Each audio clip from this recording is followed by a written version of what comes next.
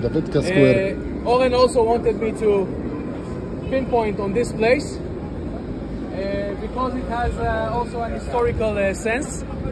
What you can see here is the Cannon. the mortar, actually. Mortar. It's a mortar, margema, which is known as the Davidka. Why? Because the gentleman who actually invented it in what was the first steps of the Israeli military industry, his name was David. Sorry, I forgot his last name, but it's very hard to find. And actually this was a kind of a secret weapon of the young Israeli army during the War of Independence, the Davidka mortar. What was the secret behind it? That the noise that it made, the explosion, was so terrible, but the damage that was caused from it was very, very minimal. But anyway, the noise was very, very terrifying, and that's the reason why it is commemorated here with this monument here, which has a quotation. Anybody identifies from what episode, what biblical episode it is coming from? Isaiah. Yeah, it's also Kings. It's the second book of Kings. Melkaim, Kings. 19. Wallah. It's written, it's not mine. You're close, Sennacherib. Sennacherib. The campaign of Sennacherib. Yes. Remember with the mission, with the 709. 701. What does it have to do with this? Come and read. In a moment. I'll explain. So if you remember, it's a very, very long story, one of the most detailed biblical stories that we have about this campaign of the Neo-Assyrian king Sennacherib, who came against Hezekiah because there was here a rebellion.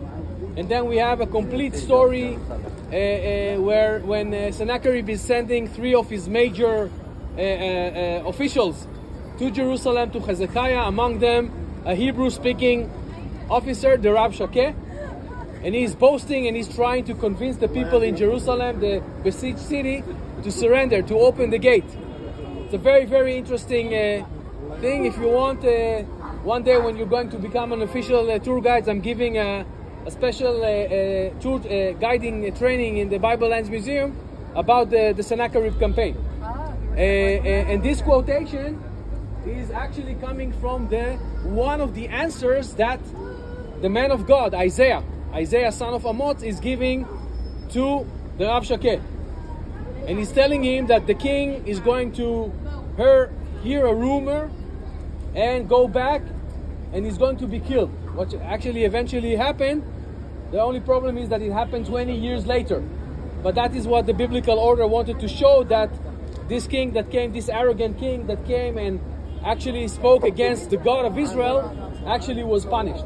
And one of the things that Isaiah is saying in the name of God, Veganoti al ha'ir hazot, I'm going to defend. Ganoti from lehagen, legonen.